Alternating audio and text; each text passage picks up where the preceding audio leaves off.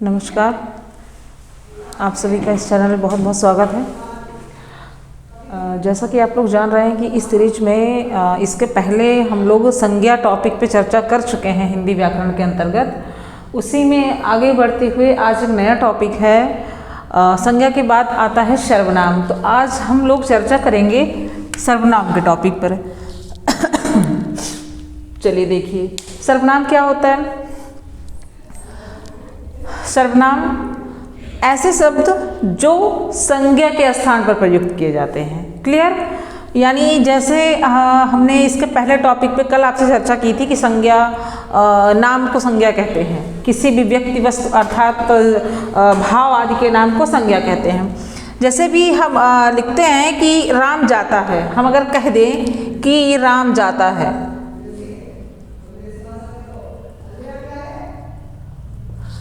इसमें राम क्या है? राम संज्ञा है। लेकिन अगर इसी के स्थान पर कह दिया जाए कि वह जाता है, इसमें राम संज्ञा था, लेकिन उसी के स्थान पर जो ये वह शब्द प्रयुक्त हुआ है, ये क्या है? ये है सर्वनाम। क्लियर? तो यही चीज है, अर्थात संज्ञा के स्थान पर जो शब्द प्रयोग किया जाता, संज्ञा के स्थान पर जो शब्द प्रयोग किया जाता है वो सर्वनाम कहलाता है। तो ये सर्वनाम होते हैं। इसके बाद आते हैं इसके प्रकारों पर। इसके प्रकार में आगे बढ़ते हैं तो सबसे पहला प्रकार है इसका पुरुषवाचक सर्वनाम। देखिए, पुरुषवाचक सर्वनाम, इसमें क्या होता है? इसमें ऐसे शब्दों का बोध होता है जिससे पुरुष, अर्थात कहने का मतलब है कि जो पुरुषवाचक सर्वनाम है, ऐसे सर्वनाम जो पुरुष का बोध करवाते। पुरुष का मतलब स्त्री पुरुष से है। जैसे हम लोग संस्कृत में पढ़ते हैं वो धातु रूप या शब्द रूप में प्रथम पुरुष, मध्यम पुरुष, उत्तम पुरुष, तो वो वाले पुरुष, अर्थात जो शब्द, सर्वनाम शब्द पुरुष का बोध करवाते हैं, पुरुष मतलब स्त्री या पुरुष, वो क्या होते हैं? वो पुरुषवाचक सर्वनाम होते हैं। अब पुरुषवाचक सर्वनाम में ये 3 प्रकार से होते हैं। जैसे पहला है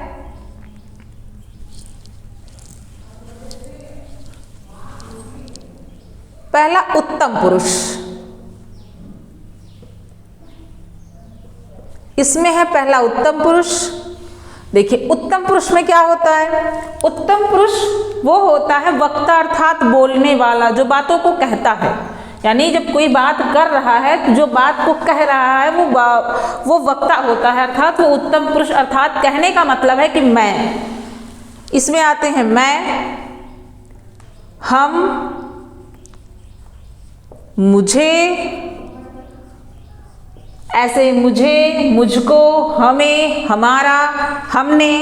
क्लियर? जो बातों को कहता है वो क्या होता है? उत्तम पुरुष अर्थात वक्ता। दूसरा होता है मध्यम पुरुष। मध्यम पुरुष वो होता है जो बातों को सुनता है, अर्थात उसको हम श्रोता भी कहते हैं। एक शब्द में हम उसको श्रोता कहते हैं। तो मध्यम पुरुष में क्या आता है? तुम, तुमने, ऐसे ही तुम, तुमने, तुझको, तुम्हारा, तुम्हें, तुझे। क्लियर? तो ये सारे शब्द आपके मध्यम पुरुष में आता है। फिर इसी में तीसरा होता है अन्य पुरुष। अन्य पुरुष कौन से होते हैं? वो जिसके विषय में बात की जाती है। जैसे अभी आपने उत्तम पुरुष पढ़ा, उत्तम पुरुष यानी वक्ता अर्थात मैंने बात की किससे? तुमसे। तुम अर्थात मध्यम पुरुष, मैं वक्ता यानी बोलने वाला, तुम श्रोता यानी सुनने वाले, मध्यम पुरुष। बात किसके बारे में हो रही? किसी तीसरे के बारे में, अर्थात अन्य पुरुष। तो अन्य में बात कौन आता है? वह, उसको, उसे। क्लियर? ये सारे शब्द आते हैं अन्य पुरुष में। क्लियर? तो ये हो गया पुरुषवाचक सर्वनाम जिसमें पुरुषों का बोध होता है। पहला उत्तम पुरुष, मैं, हम, मुझे, मैंने, हमारा। मध्यम पुरुष यानी ये उत्तम पुरुष वक्ता होता है, मध्यम पुरुष श्रोता होता है, तुम, तुमने, तुम्हारा। और अन्य पुरुष वो कोई तीसरा व्यक्ति होता है जिसके बारे में या जिसके विषय में बात की जाती है, वह, उसको, उसने। क्लियर, ये होता है। तो ये हो गया पुरुषवाचक सर्वनाम। इसके बाद में हम आगे बढ़ते हैं, नेक्स्ट आता है निश्चयवाचक सर्वनाम। देखिए निश्चयवाचक सर्वनाम क्या होते हैं? ऐसे सर्वनाम जिससे निकट या दूर की निश्चयात्मक वस्तु का बोध होता है। क्लियर, इसमें कोई भी वस्तु होती है वो निश्चित होती है, लेकिन निकट और दूर का भी इसमें बोध होता है। जैसे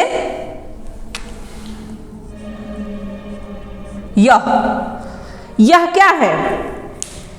यह निश्चय है, यानी यह मेरी पुस्तक है, यह मेरी पुस्तक है।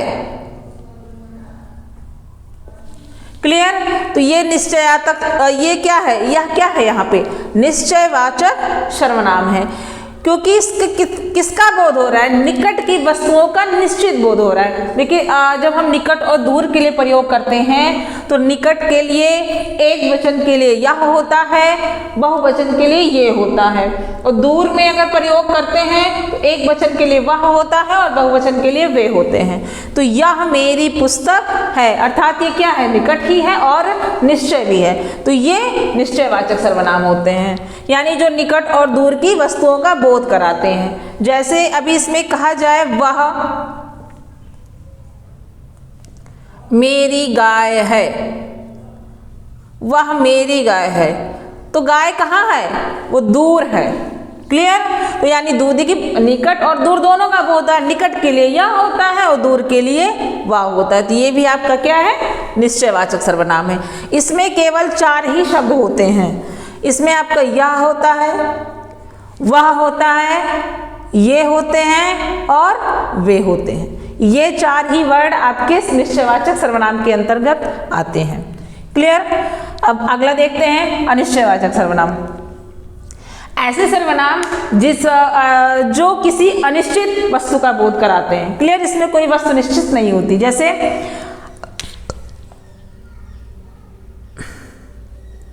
कोई दरवाजे पर आया है, कोई दरवाजे पर आया है।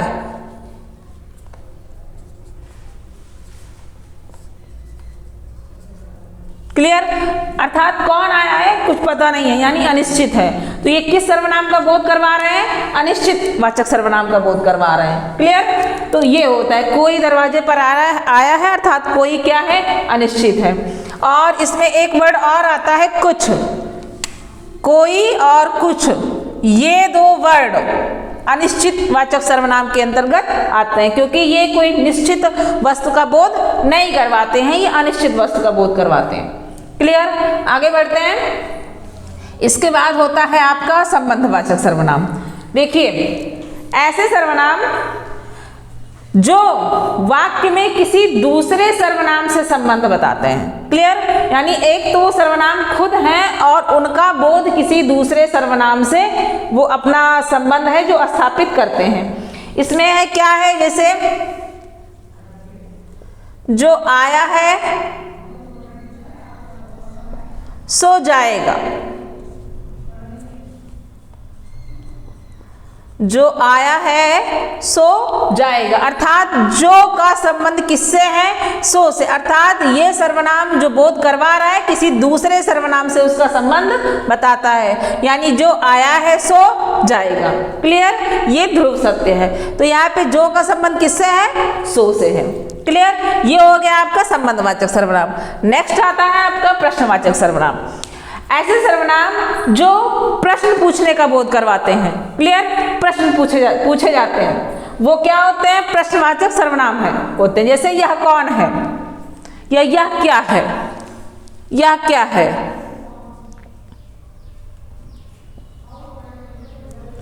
तो इसमें क्या क्या है? प्रश्नवाचक सर्वनाम होते हैं। देखिए आप जैसे प्रश्नवाचक शब्दों को पढ़ते हैं, क्या, कौन, कैसे, किसे, कितना, किसको, ये जितने भी होते हैं ये सब प्रश्नवाचक सर्वनाम के अंतर्गत आते हैं। जैसे अब इसमें क्या, कौन, कितना, तो जितने भी प्रश्नवाचक शब्द होते हैं वही शब्द ही प्रश्नवाचक सर्वनाम के अंतर्गत आते हैं और उनका काम क्या होता है, वो प्रश्न पूछने का काम करते हैं। क्लियर। लास्ट आता है आपका निजवाचक सर्वनाम। देखिए, ऐसे सर्वनाम जो तीनों पुरुषों में निजत्व का बोध कराते हैं। क्लियर। तीनों पुरुषों में निजत्व का बोध वो कराते हैं। जैसे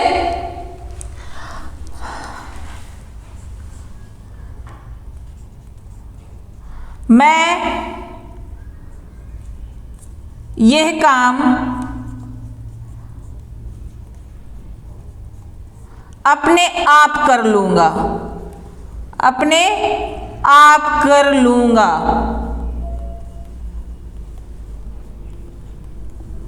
क्लियर। तो ये अपने आप इसमें क्या है, निजत्व का बोध करवाते हैं। जैसे हम अगर इंग्लिश में पढ़ते हैं तो आई के साथ हम माई सेल्फ यूज करते हैं, वी के साथ आवर सेल्फ यूज करते हैं, तो वही चीज हिंदी में भी होती है। जैसे मैं यह काम अपने आप कर लूंगा, तो अपने आप क्या है, मैं स्वयं की बात कर रहा हूँ। क्लियर। तो वहां पे निजत्व का बोध हो रहा है। तो ऐसे ही इसमें और भी वर्ड होते हैं, जैसे मैं अपने आप काम कर लूंगा, और ये तीनों पुरुषों के साथ होते हैं। आपका तीनों पुरुष में बताया गया था, उत्तम पुरुष, मध्यम पुरुष और अन्य पुरुष। उसी तीनों के साथ ही निजत्व का बोध होता है। मैं यह काम अपने आप कर लूंगा, तुम यह काम स्वयं कर लेना, वह अपना काम अपने आप कर सकता था। तीनों पुरुषों के साथ में निजत्व का बोध होता है।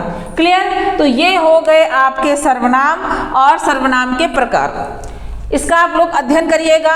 अगर इसमें आप लोगों को कोई भी क्वेश्चन पूछना है, कुछ चीज़ें इसमें समझ में नहीं आई हैं, तो आप उसको कमेंट बॉक्स में जाके कमेंट करके पूछ सकते हैं। और आप लोग वीडियो को पूरा देखा करिए और इसके साथ साथ आप चैनल भी सब्सक्राइब कर लीजिए। और आप अगले वीडियो में एक नए टॉपिक के साथ मिलते हैं। तब तक के लिए बहुत बहुत धन्यवाद।